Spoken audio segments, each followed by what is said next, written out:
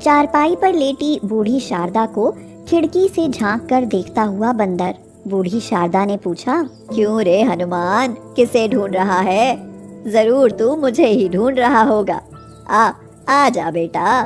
तभी बंदर भागकर अंदर आ जाता है और बूढ़ी शारदा के गले लग जाता है। यह कहानी है एक बूढ़ी दादी और उसके प्यारे से समझदार बंदर की। सोमपुर गांव में शारदा नाम की एक बुढ़िया अपने बेटे आनंद और बहू अनीता के साथ रहती थी। सब उसे बूढ़ी दादी कहकर बुलाते थे। एक दिन बूढ़ी दादी दुकान से केले लेकर घर की तरफ आ रही थी कि तभी एक बंदर आया और केलों की तरफ देखने लगा। बूढ़ी दादी ने पूछा, क्यों रे बंदर, भूखा है क्या? खाने को केले दूं क्या? बूढ़ी दादी की बात सुनकर बंदर खिर खिर करने लगा और दादी ने उसकी तरफ 2 केले फेंक दिए। ले, खा ले केले और जाकर किसी पेड़ पर आराम फरमा। बंदर ने झट से केले उठाए और वहां से भाग गया। अगले दिन बूढ़ी दादी घर के आंगन में चारपाई पर बैठकर माला जपने में लगी थी कि तभी उनकी बहू अनीता उनके लिए खाना लेकर आ गई। अनीता ने कहा, अम्मा खाना लाई हूँ, पहले खाना खा लीजिए, फिर जपते रहना माला। हाँ, रख दे खाना, जब तू ले ही आई है तो खा लेती हूँ बहू। अनीता खाना रखकर चली जाती है और बूढ़ी दादी जैसे ही खाना खाने लगती है, अचानक ही उन्हें बंदर की वही खिरखिर सुनाई पड़ती है। वह नजर उठाकर देखती हैं तो वही कल वाला बंदर उनकी चारपाई के पास खड़ा था। अरे तू आज फिर आ गया? जरूर रोटी खाने आया होगा। रोटियां ही खाने आया है ना? अरे बस और परेशान मत हो, मैं समझ गई तुझे रोटियां खानी है। ले, खा ले 2 रोटियां। यह कहकर दादी अपनी थाली में से 2 रोटियां उठाकर बंदर की तरफ करती हैं तो वह उनके हाथ से झट से रोटियां पकड़ लेता है और कुछ दूर बैठकर आराम से रोटियां खाने लगता है। उसे इस तरह शांति से रोटियां खाते देख बूढ़ी दादी बहुत खुश होती हैं और कहती हैं, यह तो बहुत ही शरीफ बंदर है, देखो तो कितने प्रेम से भोजन कर रहा है। आज से मैं इसे पेट भर कर रोटियां खिलाया करूंगी। उस दिन के बाद तो बंदर खाने के समय रोज ही शारदा के पास आने लगता है और धीरे धीरे उनके पास बैठकर खाना खाने लगता है।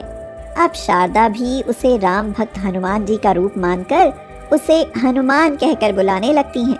सुन रे हनुमान, पेट भर कर रोटी खा लिया कर, सारा दिन पेड़ों पर कूद फांद करता फिरता है, भूख तो लग ही जाती होगी ना। एक दिन सुबह हनुमान खाना खाने आता है तो उसके हाथ की उंगली पर चोट लगी थी। उंगली से खून भी बह रहा था। बूढ़ी दादी उसकी घायल उंगली से खून बहता देख परेशान हो उठती हैं और पूछती हैं, क्यों रे हनुमान, यह चोट कैसे लगी? जरूर शरारत करता होगा तू। चल अब यहीं खड़ा रह, मैं अंदर से हल्दी तेल लेकर आती हूँ, तेरी चोट पर लगा दूंगी तो तू बिल्कुल ठीक हो जाएगा। समझा शरारती बच्चे? यह कहकर बूढ़ी दादी अंदर से तेल हल्दी लेकर आती हैं और फिर बिना किसी भय के बंदर का हाथ पकड़ उसकी चोट पर हल्दी लगाने लगती हैं। उन्हें यह करते देख आनंद और अनीता बहुत घबरा जाते हैं। आनंद कहता है, अरे अम्मा, पागल हो गई हो क्या? अरे बंदर से इतना प्यार ठीक नहीं है। आखिर है तो जानवर ही और वो भी जंगली, कहीं आपको काट लिया तो? यह जानवर तुम सबके लिए है, मेरे लिए तो मेरा हनुमान है। मुझे अपने हनुमान से कोई भय नहीं। धीरे धीरे हनुमान और बूढ़ी शारदा के बीच गहरा रिश्ता बनता जाता है और हनुमान हमेशा शारदा के आसपास ही रहता। जब भी वह हनुमान कहकर उसे आवाज देती, पलक झपकते ही वह शारदा के सामने आ खड़ा होता।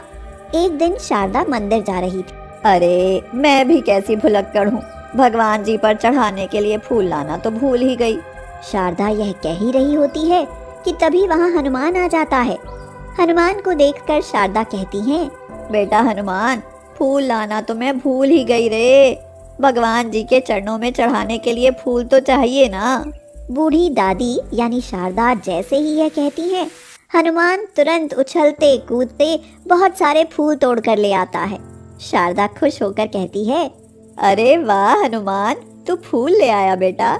अब तू भी मेरे साथ मंदिर चल और भगवान के दर्शन कर ले।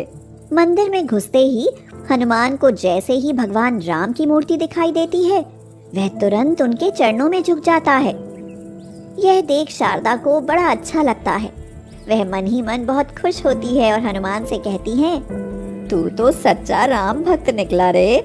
निकले भी क्यों नहीं, आखिर तुम्हारा श्री राम से गहरा नाता जो है। समय बीतता जाता है और एक दिन शारदा को तेज बुखार आता है और वह चारपाई पकड़ लेती है।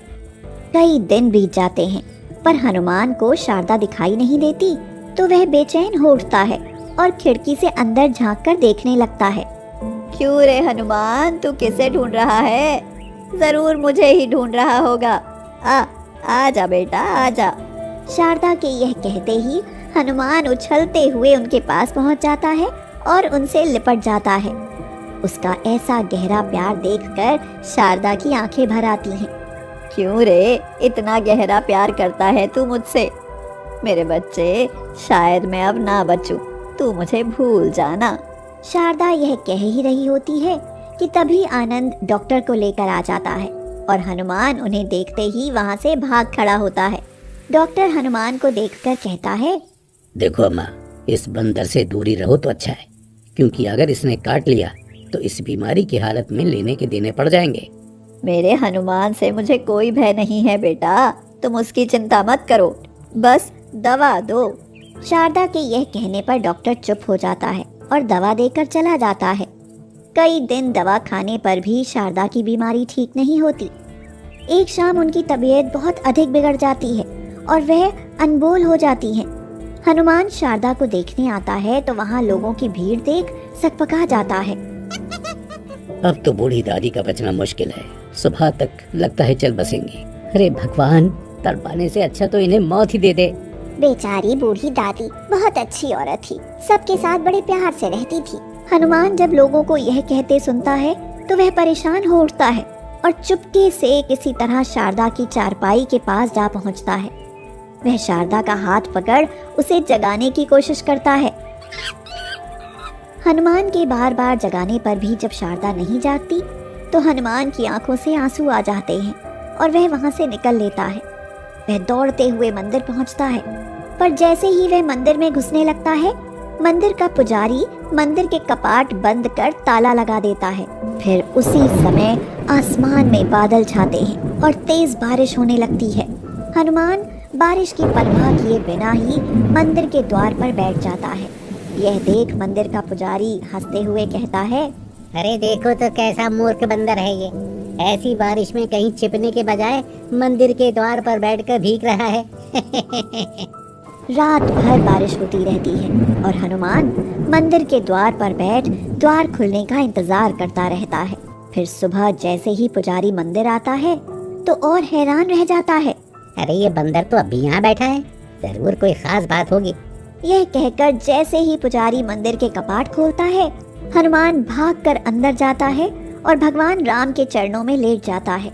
यह देख पुजारी का दिल पसीज जाता है और वह कहता है, हे भगवान, इस वानर की जो भी इच्छा हो उसे अवश्य पूर्ण करना। हनुमान काफी देर तक भगवान राम के चरणों में लेटता है और फिर वापस शारदा के घर की तरफ भाग लेता है। वह सीधे शारदा के पास जाता है और जैसे ही उसका हाथ पकड़कर खींचता है, शारदा तुरंत जाग जाती है। हनुमान, आ गया बेटा, आखिर तू मुझे भगवान के घर से वापस ले ही आया। शारदा यह कहकर हनुमान को गले लगा लेती हैं